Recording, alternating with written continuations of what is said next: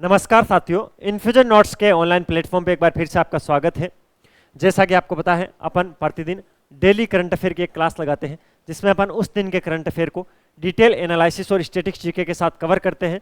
और आप चाहे किसी भी गवर्नमेंट एग्जाम की तैयारी कर रहे हो, प्रत्येक एग्जाम के अंदर इस क्लास से बाहर क्वेश्चन जाने की कोई संभावना नहीं रहती है। इसी श्रेणी के अंदर आज अपन 11 दिसंबर 2024 का जो भी मोस्ट इंपोर्टेंट करंट अफेयर है उसको अपन डिटेल में इस क्लास में जानेंगे। इस क्लास की पीडीएफ बहुत इंपॉर्टेंट है क्योंकि इसके अंदर करंट अफेयर का जो क्वेश्चन है उसका डिटेल एनालिसिस तो मिलता ही है, उसके अलावा स्टैटिस्टिक्स जीके को भी इसमें इंक्लूड कर देते हैं। तो इसकी पीडीएफ बहुत इंपॉर्टेंट है। पीडीएफ कहाँ पर मिलेगी, कैसे मिलेगी, इस क्लास के अंत में अपन उस पर भी चर्चा करेंगे। पीडीएफ बिल्कुल फ्री ऑफ कॉस्ट है, उसके लिए आपको कोई चार्ज नहीं देने हैं। चलिए आज की क्लास को पहले शुरू करते हैं। आज की क्लास का पहला क्वेश्चन क्या है, एशिया ओशनिया मौसम विज्ञान उपग्रह उपयोगकर्ता सम्मेलन कहाँ आयोजित हुआ। इसको शॉर्ट में क्या बोला जाता है, AOMSUC, यानी एशिया ओशनिया मौसम विज्ञान उपग्रह उपयोगकर्ता सम्मेलन। इस बार का जो इसका आयोजन है वो नई दिल्ली में हुआ था, भारत में हुआ था, नई दिल्ली के अंदर। देखिए इस बार किस क्रम का एशिया ओशनिया मौसम विज्ञान उपग्रह उपयोगकर्ता सम्मेलन हुआ था, इंपॉर्टेंट है, आपको ध्यान रखना है, 14वें क्रम का। कब से कब तक हुआ था, तो इसका आयोजन 4 से 6 दिसंबर को हुआ था। अच्छा, इस बार जो ये आयोजन हुआ है, ये आयोजन किसने संपन्न करवाया है, इस आयोजन को आयोजनकर्ता कौन है, भारत के अंदर हुआ है, किस संस्था ने करवाया है, तो भारत मौसम विज्ञान विभाग और पृथ्वी विज्ञान मंत्रालय ने। किसने, भारत मौसम विज्ञान विभाग।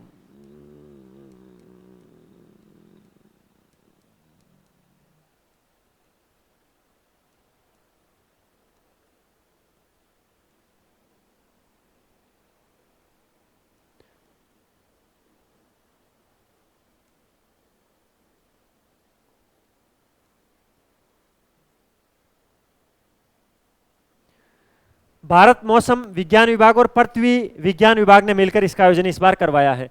हमेशा से जब भी ये सम्मेलन होता है तो इसका उद्देश्य यही रहता है, जो उपग्रहीय अवलोकन है उनके महत्व को बढ़ाना। जो उपग्रह वहां से जो डाटा भेजते हैं वो बहुत ही महत्वपूर्ण होते हैं, उनकी महत्वता को दर्शाने के लिए ये प्रोग्राम होता है हर साल। इसके अलावा उन्नत उपग्रह दूर संवेदन विज्ञान को विकसित किया जाए, इसके लिए इसका आयोजन होता है। इसमें एक स्टैटिस्टिक्स जीके ये बनता है, एशिया ओशनिया मौसम विज्ञान उपग्रह उपयोगकर्ता सम्मेलन है वो सर्वप्रथम कब हुआ था, तो 2010 के अंदर। कब हुआ था, 2010 के अंदर।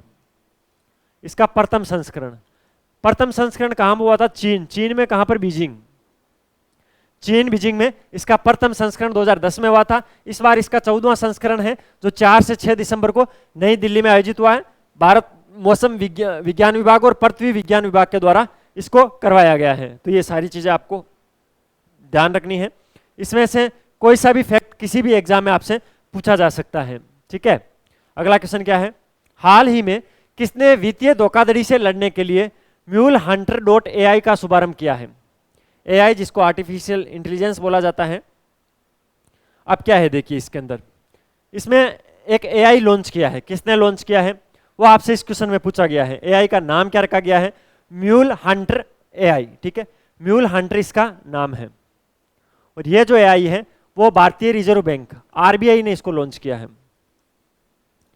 रिजर्व बैंक ऑफ इंडिया ने इसको लॉन्च किया है। क्यों किया है, ये AI क्या करेगा, भारतीय रिजर्व बैंक ने जो एक उस भारतीय रिजर्व बैंक की एक शाखा है इनोवेशन हब के नाम से, जिसको अपन जानते हैं। इनोवेशन हब के माध्यम से एक MuleHunter.ai लॉन्च किया है। ये एक उन्नत AI टूल है जो कि मनी लॉन्ड्रिंग और अवैध जो वित्तीय गतिविधियां होती हैं उनके अंदर जो म्यून बैंक खाते लिप्त हैं उनका पता लगाने के लिए इसका आविष्कार किया गया है। अब एक चीज यहां पर वापस, ये म्यूल बैंक अकाउंट क्या होता है, आपने करंट अकाउंट सेविंग अकाउंट तो आपने सुना होगा, म्यूल बैंक अकाउंट क्या होता है। देखिए अगर कोई खाता, उस खाते में अगर ट्रांजैक्शन आपराधिक गतिविधियों को बढ़ावा देने के लिए हो रहा है या जो धन का लेन देन हो रहा है वो अवैध तरीके से हो रहा है, तो बैंक उस खाते को म्यूल अकाउंट का दर्जा दे देती है। बैंक प्रत्येक अकाउंट की ऑडिटिंग करती है, उस अकाउंट के अंदर जितने भी पैसे ट्रांसफर होते हैं उनकी पूरी ऑडिटिंग होती है। अगर किसी भी अकाउंट में ऐसा पाया जाता है कि इस अकाउंट के अंदर जो भी ट्रांजैक्शन हुआ है वो ट्रांजैक्शन आपराधिक गतिविधियों को बढ़ावा देने के लिए हुआ है या एक अवैध लेन देन है, तो बैंक उस खाते को म्यूल बैंक का दर्जा दे देती है। अच्छा, फिर ये AI क्यों लॉन्च किया, ये क्या काम करेगा। अभी पहले बैंक के पास जो टेक्नोलॉजी थी, जो पारंपरिक प्रणाली है बैंक की, म्यूल बैंक का पता लगाने के लिए, उसके अंदर फॉल्स पॉजिटिव बहुत ज़्यादा है, यानी बार बार वो जो सॉफ्टवेयर है वो काम नहीं करता है, और कई बार उसकी प्रक्रिया इतनी धीमे होती है कि कई बैंक अकाउंट म्यूल होते हुए भी वो टेक्निक पता नहीं लगा पाती है। जो अपनी पारंपरिक प्रणाली है जिससे भारतीय रिजर्व बैंक म्यूल अकाउंट का पता लगाती है, वो काम नहीं करती है। तो इसके लिए उसने एक नया एआई लॉन्च किया है, म्यूल हंटर। ये बहुत ही तीव्र गति से प्रत्येक अकाउंट की निगरानी रखेगा, और जैसे ही इसको लगेगा कि इसके अंदर अवैध लेन देन हो रहा है या आपराधिक गतिविधियों को बढ़ावा देने के लिए लेन देन हो रहा है, तुरंत ये एआई बॉक्स क्या करेगा, उस अकाउंट को म्यूल बैंक अकाउंट में शिफ्ट कर देगा। तो आपको ध्यान रखना है। और एक आंकड़ा आपको विशेष ध्यान रखना है, साइबर अपराध है वो भारत के अंदर पिछले साल की तुलना में इस बार 67.8% तक बढ़ गया है। कितना?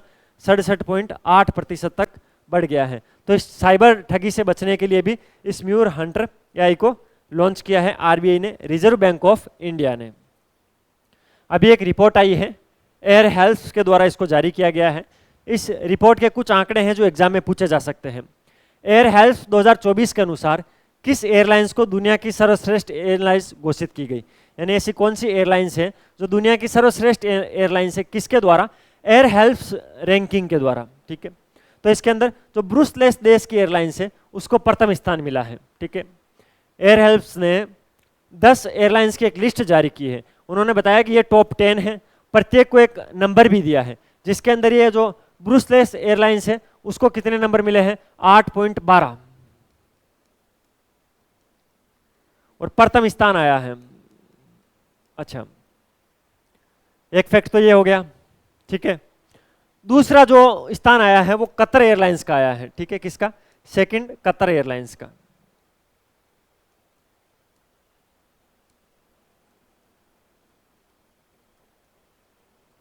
इसका स्कोर कितना रहा है? 8.11, यानी 0.1 कम अंक मिला है। किससे? ब्रूसलेस एयरलाइंस से। किसको? कतर एयरलाइंस को। तो कतर एयरलाइंस दूसरे स्थान पर आया इस मामले में। ठीक है, वहीं तीसरे स्थान पर 2 एयरलाइंस को संयुक्त रूप से रखा गया है, जिसके अंदर यूनाइटेड एयरलाइंस और जो अमेरिकन एयरलाइंस है उन दोनों को 8.04 नंबर दिए गए हैं, और वो दोनों संयुक्त रूप से तीसरे स्थान पर है। अच्छा सर, ये नंबर किस आधार पे दिए जाते हैं? किसको ये 8 नंबर मिले हैं? तो इसमें क्या क्या चीजें देखी जाती हैं? इसमें मुख्यतः 2-3 चीजों का ध्यान रखा जाता है।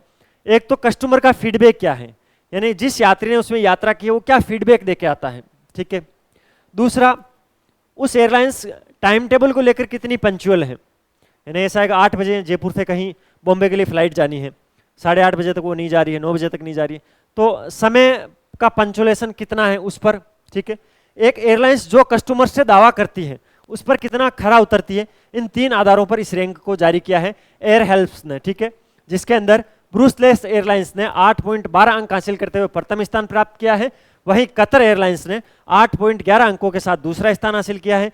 तीसरे स्थान पर यूनाइटेड एयरलाइंस और अमेरिकन एयरलाइंस ने संयुक्त रूप से 8.04 अंक प्राप्त किए हैं, और ये संयुक्त रूप से तीसरे स्थान पर रही है। तो ये अगला क्वेश्चन, प्रतिवर्ष किस तारीख को अंतर्राष्ट्रीय मानवाधिकार दिवस मनाया जाता है? 10 दिसंबर को। 10 दिसंबर को अपन क्या मनाते हैं? अंतर्राष्ट्रीय मानवाधिकार दिवस मनाते हैं। क्यों मनाते हैं? तो लोगों के बीच समानताएं बनी रहे, मानव स्वतंत्र रूप से रह सकें, और जो मानवीय गरिमाएं हैं उन सबको बनाए रखें। उसके लिए वैश्विक प्रतिबंधाएं जो भी बना रखी हैं उनको सशक्त तरीके से याद दिलाने के लिए अपन प्रतिवर्ष 10 दिसंबर को अंतर्राष्ट्रीय मानवाधिकार दिवस मनाते हैं। प्रत्येक दिवस की थीम बहुत ही इंपॉर्टेंट है। थीम जिसको अपन विषय बोलते हैं, एग्जाम के अंदर पूछी जाती है। 2024 के अंदर जो अपन अंतर्राष्ट्रीय मानवाधिकार दिवस मना रहे हैं उसकी थीम क्या है? हमारे अधिकार, हमारा भविष्य अभी।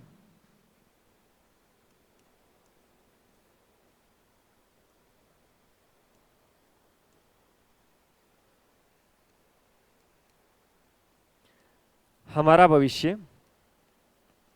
इसके आगे जो अभी शब्द लिखा है इसका एक महत्वपूर्ण मतलब है। अभी का मतलब क्या है? आपको आपके अधिकारों को लेकर आपका क्या भविष्य होगा उसके लिए आपको अभी से कार्यरत होना पड़ेगा। ठीक है, इस अभी का मतलब ये है। तो 2024 के लिए थीम किसकी? अंतर्राष्ट्रीय मानवाधिकार दिवस की थीम। कब मनाया जाता है? 10 दिसंबर को मनाया जाता है। 2024 का विषय मैंने आपको बता दिया है, क्यों मनाया जाता है उसका कारण मैंने बता दिया है। देखिए, 1948 के अंदर संयुक्त राष्ट्र महासभा के द्वारा मानवाधिकारों की सार्वभौमिक घोषणा अपनाई गई थी, जिसको यूडीएचआर के नाम से अपन जानते हैं। ये लाइन तो आप सबने कहीं ना कहीं पढ़ी होगी कि भाई 1948 में संयुक्त राष्ट्र महासभा के द्वारा मानवाधिकारों की सार्वभौमिक घोषणाएं अपनाई गई थी। इसका मतलब ये नहीं है कि अपन 1948 से मानवाधिकार दिवस मना रहे हैं, इसका मतलब ये नहीं है। अपन मानवाधिकार दिवस मना कब से रहे हैं, इसकी ऑफिशियल नोटिफिकेशन कब से आया है, इसको मान्यता कब मिली है, तो 4 दिसंबर 1950।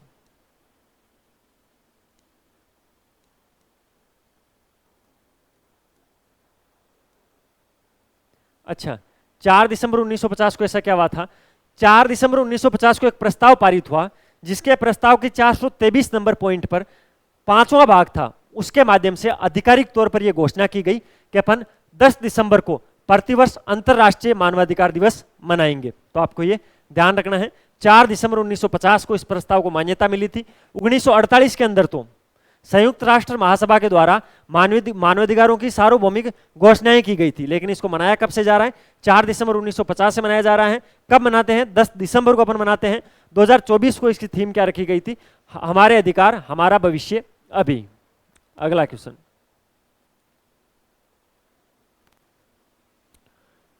निम्नलिखित में से किसके द्वारा नई दिल्ली में राष्ट्रीय पंचायत पुरस्कार 2024 प्रदान किए जाएंगे? प्रतिवर्ष प्रदान किए जाते हैं, इस बार भी प्रदान किए जाएंगे। कहां पर? नई दिल्ली के अंदर प्रदान किए जाएंगे। कौन करेगी? राष्ट्रपति द्रौपदी मुर्मू के द्वारा प्रदान किए जाएंगे। नई दिल्ली में भी अगर प्रॉपर लोकेशन पूछ लो तो आप बता देना, विज्ञान भवन के अंदर ये प्रोग्राम होना है। इसमें 2 कार्यक्रम इंपॉर्टेंट है, ठीक है। एक तो इसके अंदर जमीनी स्तर से जुड़ी हुई पंचायतें, जिनके अंदर आपको पता है जमीनी स्तर का शासन और सामुदायिक विकास होता है पंचायतों के अंदर, ऐसी 45 पंचायतों का चयन किया गया है जिनको अवार्ड मिलेगा। कितनी? 45 पंचायतों, 45 पंचायतों का। पंचायती राज आपने पढ़ा होगा ना, 2 अक्टूबर को पंडित जवाहरलाल नेहरू ने राजस्थान के नागौर जिले के बगदरी गांव से इसको प्रारंभ किया था। सबने अच्छे से पॉलिटी पढ़ी है, मुझे पता है। विज्ञान भवन नई दिल्ली से 45 पंचायतों का चयन किया गया है पुरस्कार के रूप में। राष्ट्रपति द्रौपदी मुर्मू जी ये पुरस्कार देगी। इसके अंदर ये जो 45 पंचायतें हैं, इनके अंदर जो भी ग्रामीण विकास हुए हैं उनको देकर दूसरी पंचायतों को प्रेरित करने के लिए जिन जिन पंचायतों को पुरस्कार दिया जा रहा है, उन्होंने जो जो अच्छे कार्य किए हैं उनके लिए एक पुस्तिका भी का विमोचन होगा। उस पुस्तिका में वो सारे काम लिखे हुए मिलेंगे, ठीक है।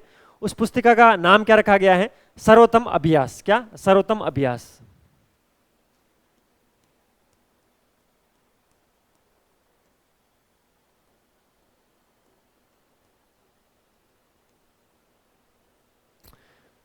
सर्वोत्तम अभ्यास क्या है? समग्र ग्रामीण विकास है उसको प्रेरित करने के लिए पुरस्कार विजेता पंचायतों के कार्यों पर एक पुस्तक लिखी जाएगी, जिसका नाम क्या रखा गया है? सर्वोत्तम अभ्यास, ठीक है। ये भी द्रौपदी मुर्मू जी हैं, उसका अनावरण करेंगे।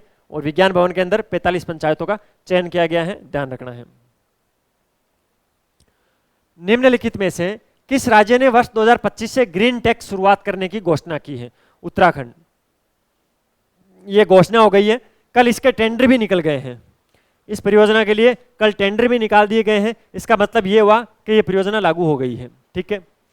वर्ष 2025 से, जनवरी 2025 से हो जाएगा ये। ग्रीन टैक्स शुरू करेगा उत्तराखंड। सर ग्रीन टैक्स का मतलब क्या हुआ?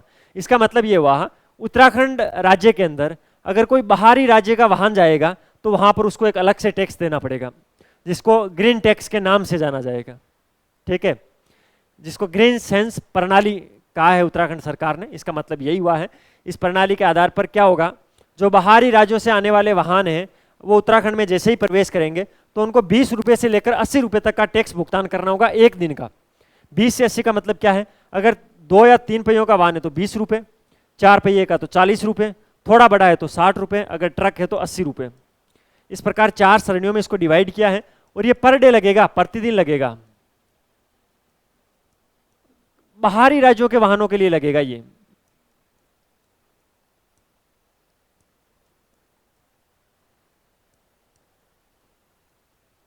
ठीक है,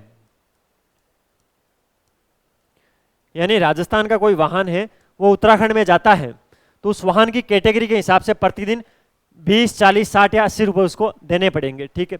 अच्छा, ये पैसे लेंगे कौन, क्या बॉर्डर पे ऐसे कुछ टोल नाके लगेंगे जो जहां पर आपके नंबर चेक करके, ऐसा बिल्कुल भी नहीं है, ठीक है। जो ऑटोमेटिक नंबर प्लेट रिकग्निशन जो कैमरे आते हैं, जगह जगह पर वो कैमरे लगाए जाएंगे, जहां जहां से उस राज्य के अंदर प्रवेश है वहां पर सारी जगहों पर कैमरे लगाए जाएंगे। उन कैमरों के अंदर ऑटोमेटिकली नंबर प्लेट को कैप्चर किया जाएगा, उस नंबर प्लेट से पता लगाया जाएगा कि ये वाहन कहाँ पर रजिस्टर्ड है, ये कहाँ का रजिस्टर्ड वाहन है। उस हिसाब से जो आपके फास्ट टैग से ऑटोमेटिक पैसे कट जाएंगे। तो आपसे वसूली इस प्रकार करेगी। अब उत्तराखंड सरकार, आपको ध्यान रखना है कैसे करेगी, मालिकों के फास्ट टैग से ग्रीन टैक्स ऑटोमेटिक काट लिया जाएगा। इसके लिए कल टेंडर निकाल दिए हैं। हाल ही में संजय मल्होत्रा को भारतीय रिजर्व बैंक का किस क्रम का गवर्नर नियुक्त किया गया है। वैसे कल अपन ने एक क्वेश्चन पढ़ा था, लेकिन इसके अंदर ये कर्म वाला क्वेश्चन है, वो आरपीएससी बार बार पूछती है। कोई राज्यपाल बनता है, जैसे हरिभाऊ बागड़े हैं, वो राजस्थान के किस क्रम के राज्यपाल हैं, 45वें क्रम के राज्यपाल हैं। उसी प्रकार जो संजय मल्होत्रा हैं वो आरबीआई के किस क्रम के गवर्नर बने हैं, तो 26वें क्रम के, ठीक है, 26वें गवर्नर बने हैं। इसका मतलब 25वें गवर्नर कौन थे, शक्तिकांत दास 25वें गवर्नर थे। बात करें संजय मल्होत्रा की, संजय मल्होत्रा बीकानेर जिले के हैं। बीकानेर जिला कहां पर है, तो राजस्थान के अंदर पड़ता है बीकानेर जिला, आप सबको पता है। राजस्थान बीकानेर से बिलोंग करते हैं संजय मल्होत्रा, ठीक है। 1990 बैच के आईएएस अधिकारी हैं। 11 दिसंबर यानी आज से इन्होंने कार्यभार संभाल लिया है। इससे पहले कहां पर काम करते थे, तो ये राजस्व सचिव के रूप में पहले कार्यरत थे, ठीक है। आरबीआई क्या है, मैंने आपको कल भी बताया था, आज वापस बता रहा हूं। जो रिजर्व बैंक ऑफ इंडिया है, ये एक देश का केंद्रीय बैंक है और ये वित्तीय क्षेत्र के अंदर विनियमन करने का कार्य करता है, ठीक है। वित्तीय क्षेत्र के अंदर जो भी नियम बनाने होते हैं, नियम कानून कायदे, वो सारे बनाती है आरबीआई। इसके अलावा आरबीआई की स्थापना कब हुई थी, 1 अप्रैल 1935 को। कब, 1 अप्रैल 1935। 1 अप्रैल 1935 को आरबीआई की स्थापना हुई थी। इसकी स्थापना के लिए भारतीय रिजर्व बैंक अधिनियम 1934 के जो प्रावधान है उनका प्रयोग किया गया है, ठीक है। शुरुआत के अंदर जब 1 अप्रैल 1935 को आरबीआई की स्थापना की गई थी तो इसका कार्यालय कोलकाता रखा गया था।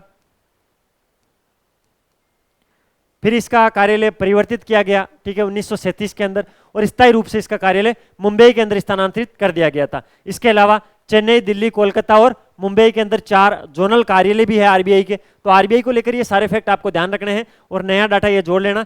26वें क्रम के आरबीआई के गवर्नर बने हैं संजय मल्होत्रा। एक मैंने कल आपको एक चीज बताई थी, मैंने पढ़ाया था भारत के एकमात्र प्रधानमंत्री जो आरबीआई के गवर्नर भी रह चुके हैं, तो कौन है वो, मनमोहन सिंह। डॉक्टर मनमोहन सिंह भारत के एकमात्र प्रधानमंत्री हैं जो आरबीआई के गवर्नर भी रह चुके हैं, ठीक है। यह था 11 दिसंबर 2024 का करंट अफेयर, जिसको अपन ने डिटेल में जानने की कोशिश की। जो भी आसपास के सारे फैक्ट थे वो मैंने आपको बताने की कोशिश की। अगर आपको वीडियो की क्वालिटी, कंटेंट की क्वालिटी और हमारी मेहनत अच्छी लग रही है तो लाल वाला बटन दबाकर चैनल को सब्सक्राइब करना, बेल वाला आइकन जरूर प्रेस करना, उससे नए वीडियो की नोटिफिकेशन आपको सबसे पहले पहुंचेगी। इसके अलावा अच्छे अच्छे कमेंट किया करो। इस क्लास की पीडीएफ में सारे एक्स्ट्रा फैक्ट और ये जो अपना शानदार पीडीएफ डेली करंट अफेयर होता है उसकी पीडीएफ लेने के लिए यह नंबर है 9887809083। आपको इस पर मैसेज करना है कि सर मैं इस एग्जाम की तैयारी कर रहा हूँ और जो आपकी डेली की करंट अफेयर की क्लास होती है उसकी पीडीएफ हमें चाहिए। हमारी टीम आपको जिस नंबर से आप मैसेज करोगे उन नंबर को एक ब्रॉडकास्ट चैनल में ऐड कर देगी, जहाँ पर आपके नंबर किसी को शो नहीं होंगे। आप भी किसी के नंबर नहीं देख सकते हो, आपकी प्राइवेसी वहाँ पर एकदम सेफ रहेगी और वहाँ पर आपको डेली करंट अफेयर की पीडीएफ मिल जाएगी। आप किसी भी गवर्नमेंट एग्जाम की तैयारी कर रहे हो, चाहे किसी स्टेट पीसीएस की तैयारी कर रहे हो, यूपीएससी की तैयारी कर रहे हो, एसएससी, बैंक, रेलवे या राजस्थान में रीट, पटवार, ग्राम सेवक, ऐसा किसी भी गवर्नमेंट एग्जाम की तैयारी कर रहे हो, उसके लिए अगर आप अभी भी कंफ्यूज हो क्या पढ़ें क्या नहीं पढ़ें, एनसीईआरटी पढ़ें, स्टैंडर्ड बुक पढ़ें, कितना पढ़ें, सिलेबस कैसे कवर करें, उन सब से निजात पाने के लिए हमारी टीम ने नोट्स तैयार किए हैं जो आपको इस वेबसाइट पे मिलेंगे infusionnotes.com। आप जिस एग्जाम की तैयारी करो उस एग्जाम के नोट्स सर्च करना आप वहाँ पर, उस एग्जाम का जो एग्जाम पैटर्न होगा, जो एग्जाम का सिलेबस होगा, उसके अकॉर्डिंग आपको सारे नोट्स अप टू डेट मिल जाएंगे। नए डाटा, करंट अफेयर सारी उसके अंदर अपडेट मिलेगी। वहाँ से आप ऑर्डर भी कर सकते हो, सैम्पल पीडीएफ भी डाउनलोड कर सकते हो, ठीक है।